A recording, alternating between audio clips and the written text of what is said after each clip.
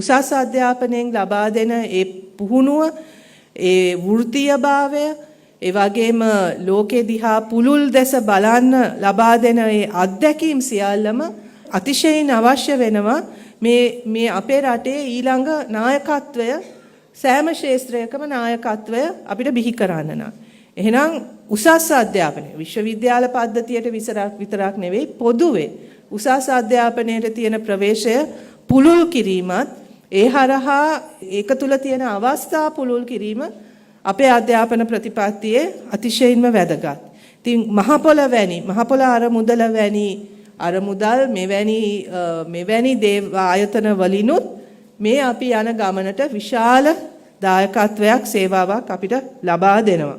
එතකොට අපි දන්නවා මහපොළ අරමුදල තුල අපි 2024 ආණ්ඩුව මාරු වීමත් සමගම අපි දුටු දෙයක් තමයි මේකේ ඩිලේස් ගොඩක් තිබ්බා. දරුවන්ට මේ අරමුදලෙන් ඒ ශිෂ්‍යත්වය ලැබෙන කාලවකවානුවේ පරක්කුවක් තිබ්බා.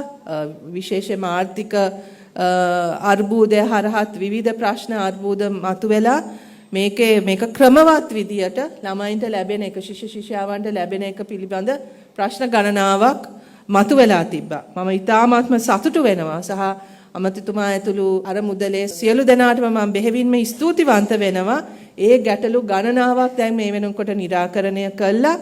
අපිට හැකියාව ලැබිලා තියෙනවා මේක කාර්යක්ෂම විදියට මේ අරමුදල කළමනාකරණය කළා. ඒකේ දරුවන්ට, ඒ ශිෂ්‍යාවන්ට නිසි කාලයට ලබා දෙන්න විශාල මහන්සියක් වුණ බව මම දන්නවා. ඒ වගේම තමයි අපි මේ දීමනාව දෙගුණයක් කරා. 5000යි එනකොට එක 2024 දී 7500 කළා. 2025 දී අපි 10000 දක්වා වැඩි කරන්න අපිට හැකියාව ලැබුණා. දැන් මහපොළ අරමුදලෙන් මාසිකව රුපියල් 10000ක් ශිෂ්‍යයන්ට ලැබෙනවා. මේකත් මම හිතන්නේ අපි ලැබපු විශාල ජයග්‍රහණයක්. දරුවන්, අපේ ශිෂ්‍යාවන් ලැබපු විශාල ජයග්‍රහණයක්.